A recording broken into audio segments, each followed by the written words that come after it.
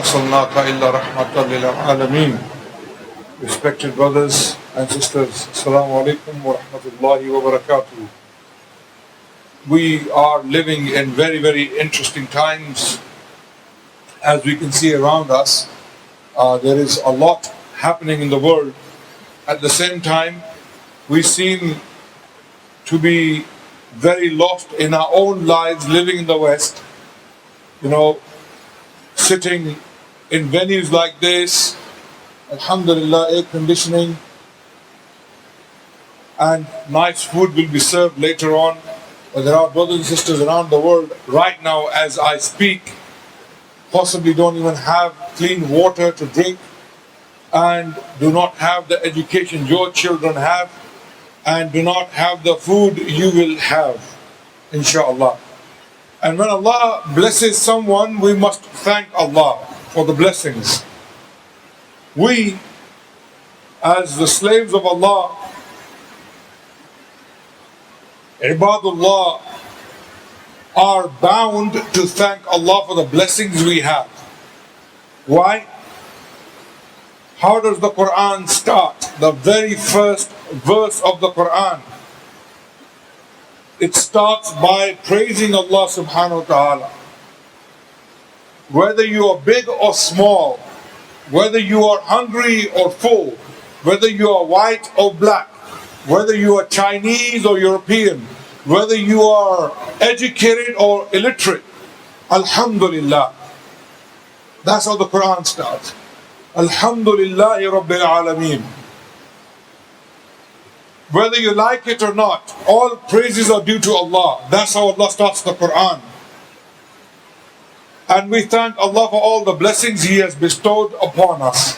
And how do we thank Allah? One of the best ways of thanking Allah is to give back to Him what He has given you. Some of your ancestors or parents, if they didn't come to Britain, to put the record straight, they would have been in a village somewhere in Pakistan, Bangladesh, or India somewhere, or in Egypt. Allah knows. Some of us, we can speak English, we can walk with attitude, with a ditch, and we think we are special. We are not special. We are not special. What we don't realize is that Allah has put us here for a purpose. There is a purpose for you to be in the West. There was a plan. The Second World War happens. Millions of people die. I need some silence on the sister side, inshallah. I won't be long, inshallah. Please have some silence so that you can understand what I'm saying. The Second World War killed millions of people, including many men in this country. They were short of labor. They wanted people to come from other countries to fill the gap. So they opened the borders for Indians and Pakistanis and Afro-Caribbeans. And many people came in. But Allah had a plan. What those people who opened the borders didn't know, that the children of these very people will return back to the deen. They will go back to the deen, and they will come back with this deen even more powerful and strong. They will revive this deen in a way which is unprecedented. Never seen an example of it. Hence the policies in Europe. Hence the media coverage of Islam and Muslims. The demonization and dehumanization of Muslims is there for a reason. Because they want to stop this advance of Islam. The youth, the shabab of the Muslims, the Bengalis and the Pakistanis and the Arabs, all of them, all the youngsters, Allahu Akbar, they are coming back to Islam. Their parents came here to make some money, to drive taxis, to work in factories, and to do this and to do that, to make a palace back home, which they would never live in anyway. I know many people in my family, relatives, erecting palaces in Islamabad, in Pakistan, the capital, spending hundreds of thousands of pounds, and the children don't want to go back. They don't want to go back. When you speak to the children, Do you want to go back? No, we don't want to go back. We will live in Britain. So the question is, why are we erecting these big buildings in Pakistan and Bangladesh when we don't have enough time to live in them? Our lives are short. And the children don't want to go and live in them. The point is, Allah has brought us here for a reason. And that reason is to stand for Islam. Stand for Islam. You see, when a Muslim from Britain, he talks, his talk is possibly equal to 1,000 Egyptians and Indians and Pakistanis. When you have one organization doing the work in this country, that equates possibly 10 and 20 organizations in other countries. That's the truth. And for this reason, Allah will question us more. Allah subhanahu wa ta'ala on the Day of Judgment, the British citizens, the precious, the lovely, nice smelling, nice eating British Muslims with English language, they will be questioned on the Day of Judgment more than anyone else. I don't doubt that. I'll tell you why. You know, when you come to the Heathrow airport, they have queues. They have the British passport holders on this side and other passport holders, Masakeen. The Miskeens go on that side.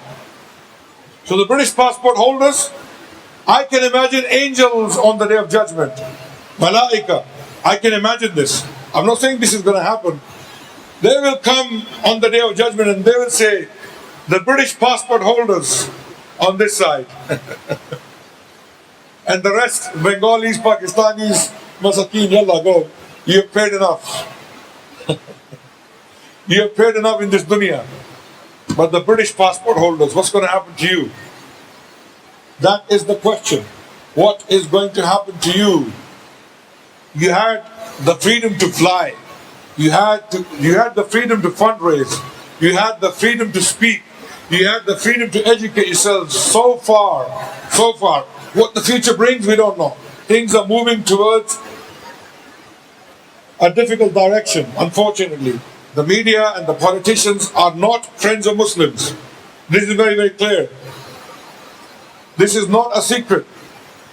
But as for now, we have our freedoms, alhamdulillah.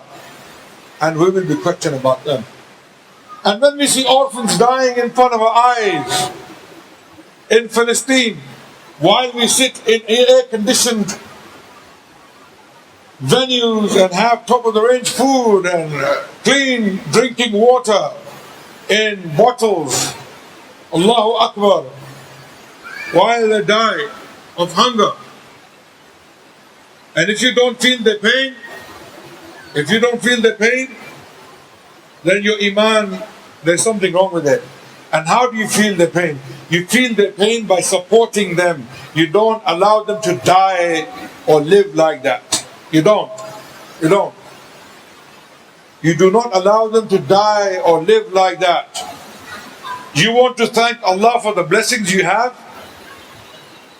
If you want to thank Allah for the blessings you have, the best way to thank Allah in this country is to raise your hands and say, I will take care of orphans. I will take care of widows. I will go out and feed the poor. Because that's what Allah wants you to do. That's where you're tested. The British Muslims. You think the Arabs will be... Arabs, they have their money, but very few individuals. When you look at the proportion, Muslims are far richer in Britain than any other part of the world, possibly in the US and Germany maybe.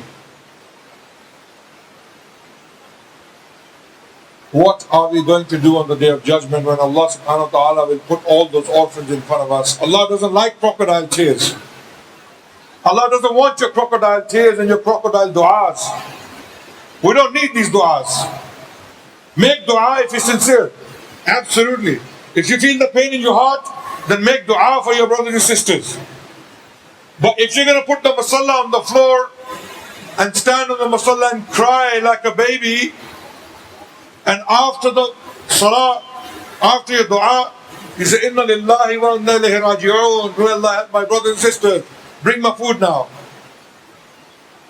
And forget about them. This is not dua. You're not sincere. You are not sincere if you are praying and crying for them. Allah doesn't need your salah if it doesn't change you, if it doesn't move you. Do you read the verses in the Quran? أَرَأَيْتَ الَّذِي يُكَذِّبُ بِالدِّينِ فَذَلِكَ الَّذِي يَدُعُ الْيَتِيمِ وَلَا يَحُضُّ عَلَى طَعَامِ الْمِسْكِينِ. Do you not see those who deny this deen? Those who do not feed the poor and do not take an orphan. And we cry, Ya Allah, Ya Allah. Allah is not deaf. Allah is listening. What Allah wants from you is to take a step. Action. Not only words. Not only crying to Allah subhanahu wa ta'ala. When Rasulullah sallallahu alayhi wa sallam was in the battle of Badr, when he raised his hands like this and praying to Allah, Abu Bakr standing right next to him, radiallahu anhu, telling him, Ya Rasulullah, your dua won't be rejected. Did the Prophet ﷺ make dua and step back and stand and watch? No. He took a step forward. After making dua, there was an initiative. And Allah put barakah. Allah put blessings in His work. So when you go and pray Taraweeh at night, praying to Allah, crying, Allah doesn't want your crocodile tears. If you don't like what I'm saying, tough. That's the reality. Allah doesn't want your time. Your 1 hour's prayer, Taraweeh, when you're neglecting your fara'id, feeding your brothers and sisters in Palestine and Syria, when orphans are crying day and night, hungry, without water and food and provisions, Allah doesn't want your 1 hour. He doesn't need it. Keep it. Keep your tears. What He wants is action.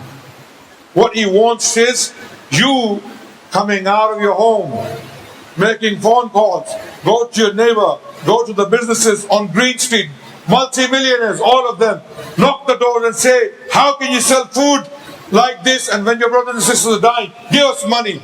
And they will. They will, believe me, they will. Many of them, they will. You can become that bridge between those orphans and these multi-millionaires, these Muslims in Britain. Hundreds of them, thousands of them. Green Street is full of them, around the corner from you. On the Day of Judgment, you will say to Allah, Ya Allah, I couldn't be bothered. I couldn't be bothered to walk in London wearing Nikes and Adidas. I couldn't be bothered.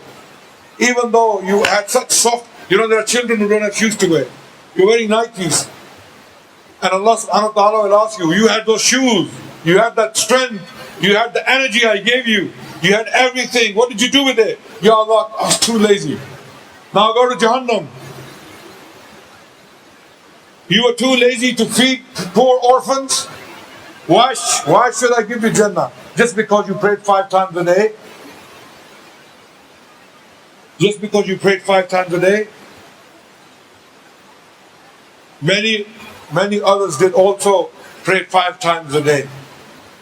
But Allah subhanahu wa ta'ala gives importance to kindness, empathy. لا يؤمن أحدكم حتى يحب لأخيه ما يحب لنفسه. You will not believe until you love for your brother what you love for yourself. You will not believe. You can dance, you can sing, you can hang upside down, you can read the Quran in a grave or 10 feet down in earth, doesn't make a difference. If you don't have the empathy and compassion for your brothers somewhere else in the world, and you don't have the courage to move, to go and help them, feed them, clothe them, give them water, take provisions to them, then your iman is nothing. Nothing.